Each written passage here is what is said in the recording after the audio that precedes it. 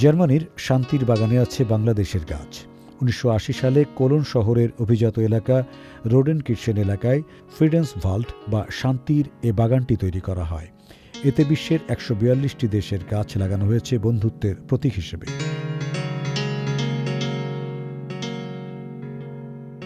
এখানে এতগুলো দেশের গাছগাছালি পাশাপাশি থাকবে, বেড়ে উঠবে, সহাবস্থান করবে।